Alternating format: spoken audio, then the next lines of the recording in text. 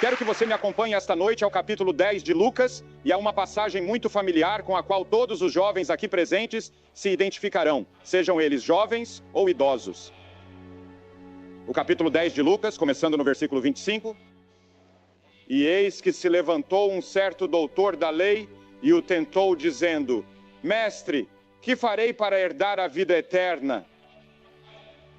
Agora, essa mesma pergunta foi feita a Jesus cerca de 19 vezes no período de seu ministério, registrado nos evangelhos. De várias formas, essa pergunta foi feita a ele: o que devo fazer para herdar a vida eterna?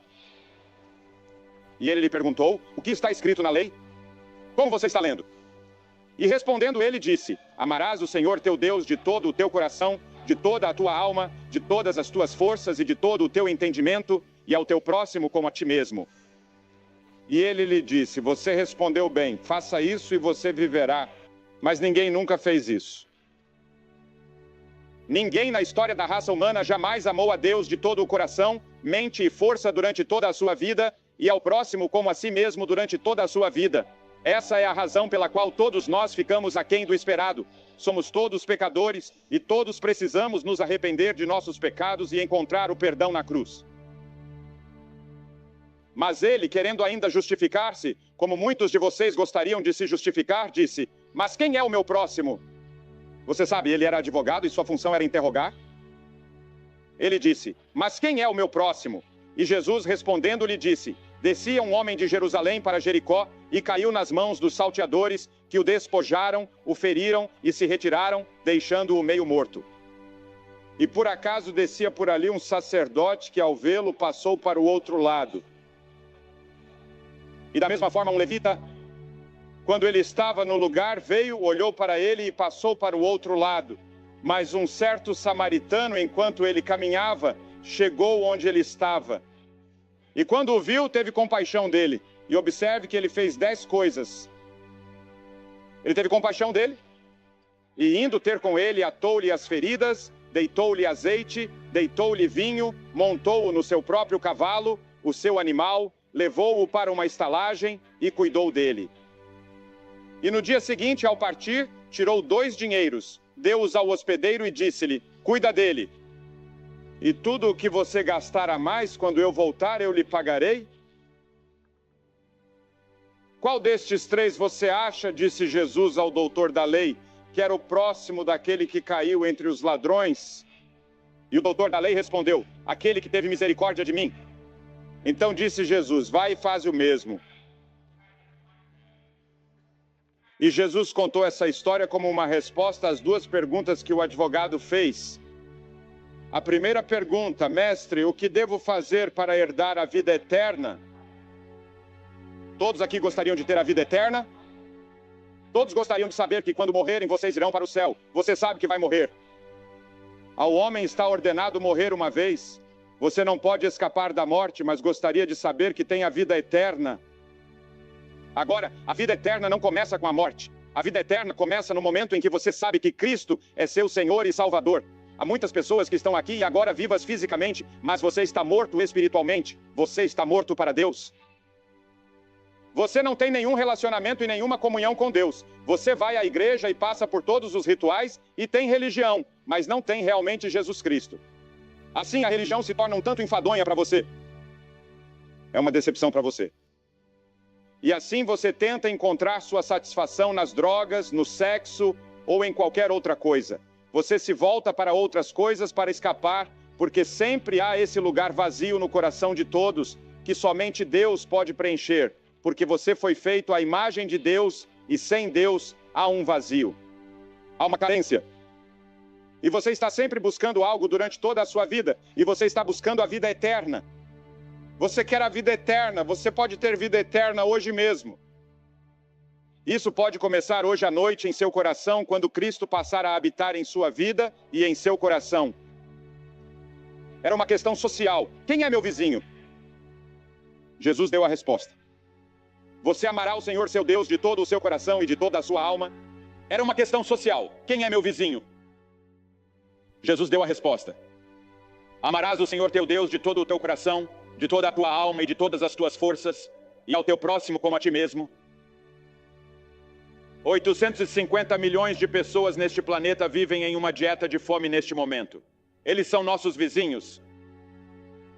Quando foi a última vez que você compartilhou sua vida social com alguém de outra raça ou de outra origem étnica? Seus bens estão com os pobres? Sabe ensinar quem precisa de educação? Tem habilidades com não treinados? E a compaixão e as orações de vocês pela paz do mundo? Você já cuidou do idoso, do deficiente, do cego, do alcoólatra, do viciado em drogas, do moralmente decaído com seu amor e preocupação?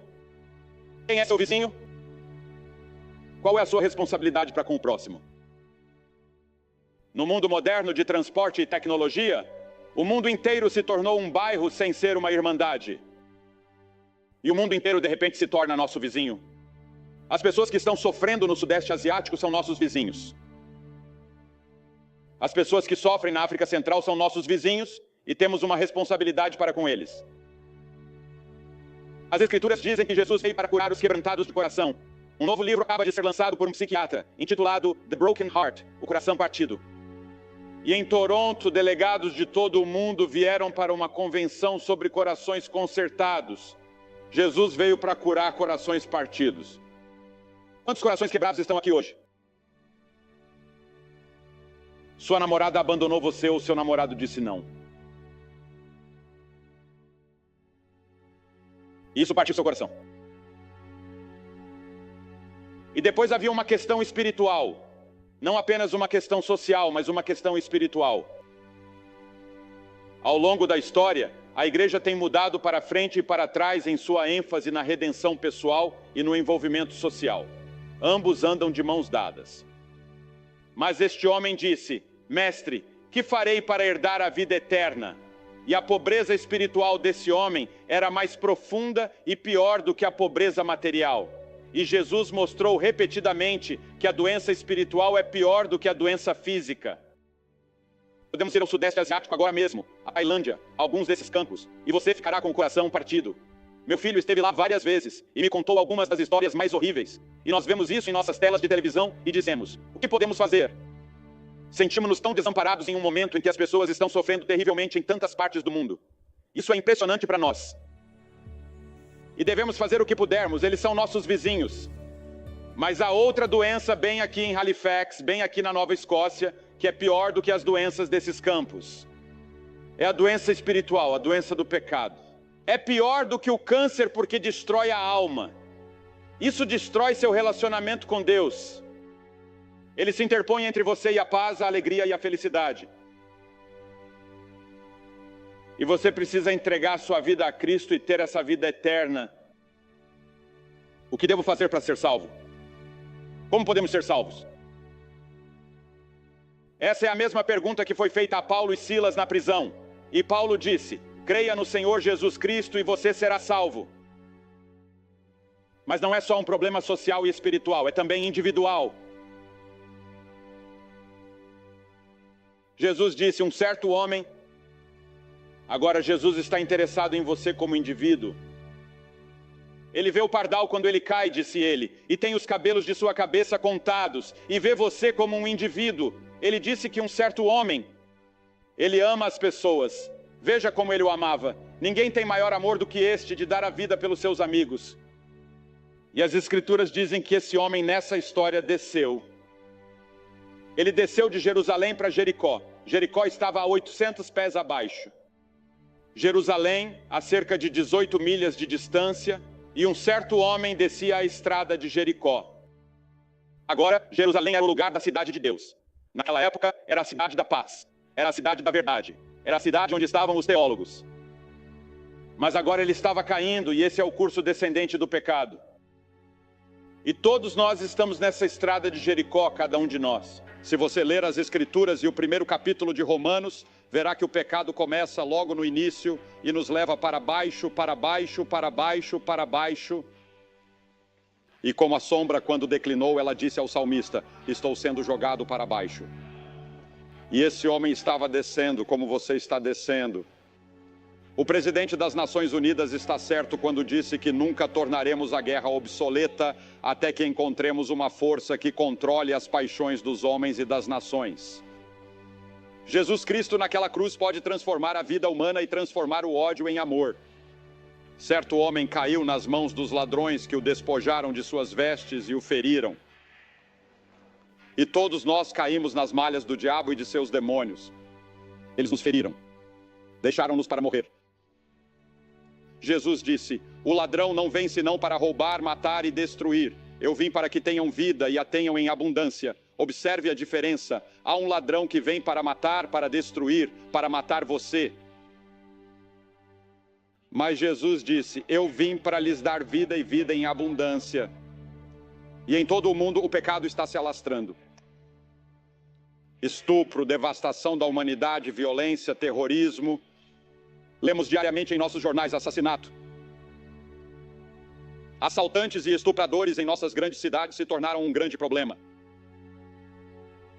Os ladrões feriram e despojaram esse homem e se afastaram dele, deixando-o meio morto, sozinho e abandonado. Quando ele chegou, quando recuperou a consciência, ele se viu esmagado e incapaz de se mover, assim como você. Um dia você acordará. Você se encontrará, o pecado o destruiu e você não consegue se mover. A Bíblia diz que estamos mortos em pecados e delitos. A Bíblia diz que aquela que vive em prazeres está morta enquanto vive. Você pode estar fisicamente vivo, mas espiritualmente morto. Sua alma está morta. Ele não pode se salvar. Não pode se mover. Ele não consegue se levantar da vala. Ele não pode curar essas feridas. É por isso que Cristo veio e morreu na cruz. O salário do pecado é a morte. O homem vai morrer, você vai morrer. E então vieram alguns charlatães da salvação. O mundo está cheio de falsos messias, falsos profetas e falsos cristos. Jamestown ou Jonestown, em Gana, ainda está fresca em nossa memória, onde Jim Jones foi e 900 pessoas morreram. E quantos desses falsos cultos existem em todo o mundo hoje, esses falsos messias, prometendo todo tipo de coisa? Jesus disse: cuidado para que ninguém engane você. Ele advertiu que muitos falsos profetas se levantarão e enganarão a muitos. Paulo disse que os homens maus e os sedutores irão piorar cada vez mais, enganando e sendo enganados à medida que nos aproximamos do fim dos tempos. João disse que muitos anticristos viriam. Ele disse: amados, não creiais em todo o espírito, mas provai se os espíritos são de Deus, por causa dos falsos profetas que têm saído pelo mundo. E à medida que nos aproximamos do fim da era, eles se intensificarão, ficarão cada vez piores e mais críveis o tempo todo. E muitas pessoas os seguirão para a sua perdição e morte. Um padre apareceu. Pense nisso agora, um padre apareceu, um pregador, um clérigo. E diz que ele olhou e viu aquele homem ali sofrendo, morrendo, ferido e despojado, e passou para o outro lado. Agora ele estava muito ocupado em seu caminho, provavelmente para uma conferência religiosa, para parar e ajudar esse pobre homem. Paulo escreveu a Timóteo tendo forma de piedade, mas negando o seu poder. Você sabe, a religião não salvará ninguém. Dizem: ah, sou religioso. Claro, você tem religião, mas isso não vai salvá-lo. Você é salvo por Jesus Cristo, pelo sangue que foi derramado na cruz, por sua ressurreição. Pelo que é chamado na Bíblia de querigma, a história de Cristo na cruz, quando Deus pegou os pecados de vocês e os colocou sobre Cristo, e ele se tornou pecado por nós que não conhecíamos pecado. Essa é a única maneira pela qual alguém será salvo. Não me importa quem você seja. Você não irá para o reino dos céus a não ser da maneira que Deus disse para ir. Talvez você não goste dessa forma, mas é assim que as coisas são. Há um caminho que ao homem parece direito, mas o fim dele são os caminhos da morte, diz a Bíblia. Venha para a cruz. Encontre o perdão e a vida eterna. E então você tem a capacidade e a visão de sair e ajudar o próximo. As pessoas dizem que podem ser salvas se fizerem o melhor que puderem. Há algum tempo, vi uma pesquisa em Nova Jersey que dizia que 92% das pessoas diziam que esperavam ir para o céu, mas não tinham certeza. Mas João disse: sabemos que passamos da morte para a vida. Pedro disse: porque vocês sabem que foram redimidos. Paulo disse: eu sei em quem tenho crido e estou certo de que ele é capaz de guardar o que lhe entreguei até aquele dia. O apóstolo João disse: estas coisas escrevi a vocês que creem no nome do Filho de Deus, para que saibam que têm a vida eterna, sem necessidade de duvidar. Você duvida que irá para o céu esta noite? Você duvida que tem a vida eterna? Duvida que seus pecados foram perdoados? Há dúvida no seu coração? Se houver, eu me certificaria disso hoje à noite. Você diz: eu fui batizado, eu fui confirmado. Fiz tudo o que me foi dito para fazer. Mas você não tem certeza. Venha e certifique-se disso. Recomende sua vida, reconfirme sua vida. Reconfirme o que seus pais prometeram no batismo. Confirme novamente o que você prometeu. Muitos precisam fazer isso. Precisava fazer isso. Fui criado na igreja, batizado, confirmado e tudo mais. Mas eu ainda não conhecia realmente Cristo como meu Salvador e Senhor. Chegou um momento em que tive de dizer: sim, Senhor, eu receberei você. Eu me afastarei de meus pecados. Permitirei que você mude minha maneira de viver. Não por obras de justiça que nós praticamos, mas segundo a sua misericórdia, Ele nos salvou. Assim, o homem ferido e abandonado foi deixado para morrer. O sacerdote e o levita recusaram-se a salvá-lo. E Jesus agora nos mostra a simplicidade e o poder salvador do Evangelho. Um certo samaritano apareceu. Ora, o samaritano era mestiço. Ele era metade gentil e metade judeu. Naquela época, os judeus e os gentios não tinham nada a ver uns com os outros. E certamente os judeus e os samaritanos não tinham nada a ver uns com os outros. Eles não confiavam uns nos outros naquela dívida antiga. Hoje sim, mas naquela época não. E assim, esse samaritano, quem normalmente não teria nada a ver com alguém de outra origem étnica, apareceu e viu o que aconteceu. Agora, ele poderia ter dito a si mesmo: não tenho responsabilidade por esse cara. Ele se meteu em problemas. Ele deveria ter vindo preparado e armado para os ladrões dessa estrada. Ele deveria ter se preparado. Não tenho nenhuma responsabilidade em relação a ele. Ele não é meu parente, ele me odeia. Deus poderia ter feito o mesmo conosco. Ele poderia ter olhado para esse pequeno planeta girando no espaço como um grão de poeira, com pequenas formigas chamadas pessoas vivendo nele, perdidas, separadas dele, morrendo, nascendo, vivendo alguns anos, e depois morrendo, nascendo, vivendo alguns anos, e morrendo, pecando, e continuando com seus próprios prazeres, desafiando a Deus. E ele poderia ter dito: varra todos eles para o inferno. Ele poderia ter dito: destruamos o planeta. Ele poderia ter feito isso com um estalar de dedos. Ele poderia ter feito isso com uma ordem a um anjo. Mas ele não fez. A Bíblia diz: porque Deus amou o mundo de tal maneira que o amou. Você não entende isso, não é? Como se pode? Não se pode amar assim. Somente um Deus infinito pode amar tanto a ponto de fazer o que fez para salvar este pequeno planeta, para salvar você. A graça de Deus, não merecíamos isso. O Dr. Menninger, o grande psiquiatra do Kansas, disse que o amor é o remédio para a doença do mundo.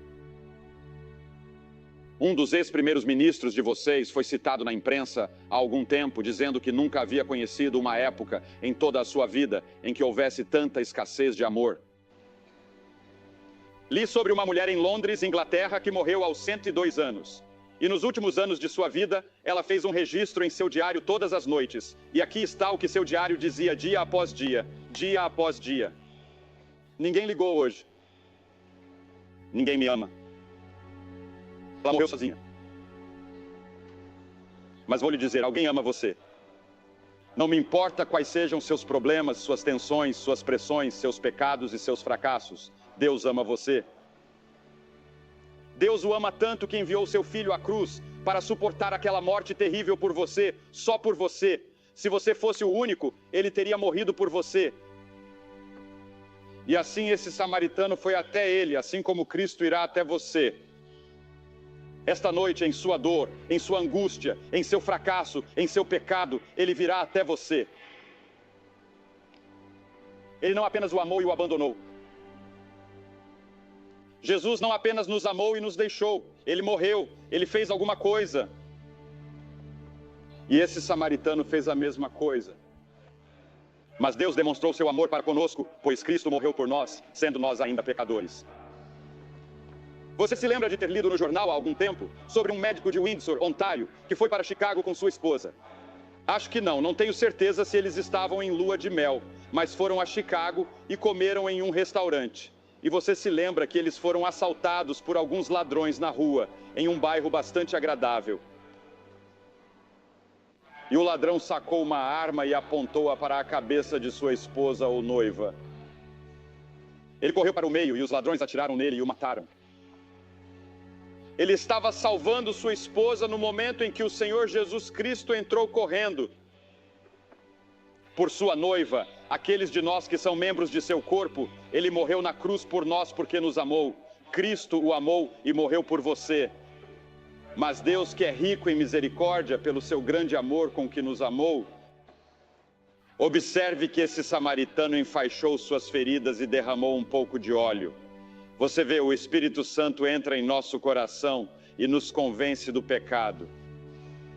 E depois que recebemos Cristo, o Espírito Santo vem para encher nosso coração, produzir o fruto do Espírito e nos dar dons para que possamos servi-lo. Em seguida, ele derramou o vinho, e o vinho, com seu teor alcoólico, era um antisséptico, que ajudaria a curar a ferida.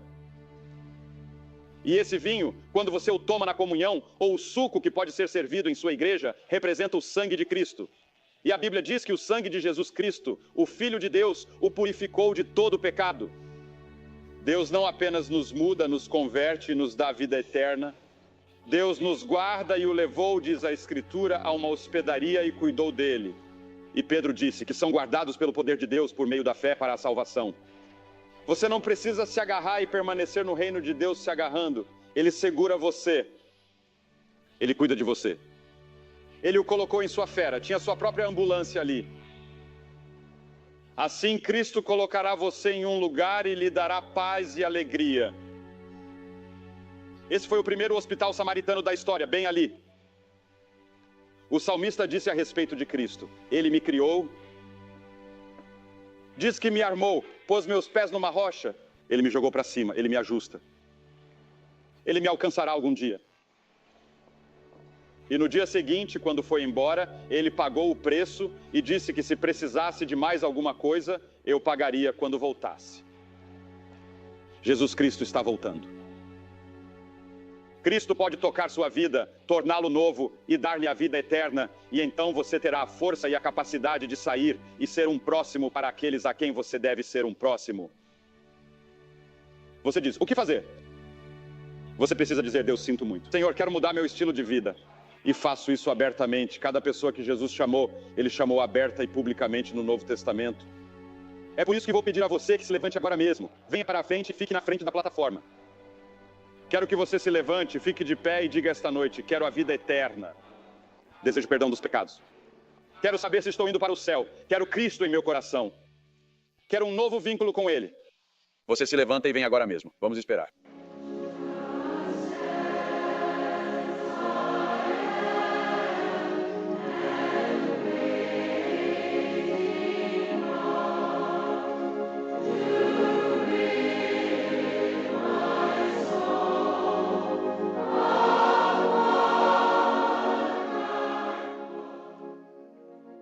Assim como centenas de pessoas estão respondendo ao convite do Sr. Graham para assumir um compromisso público com Jesus Cristo, você pode assumir esse mesmo compromisso exatamente onde está.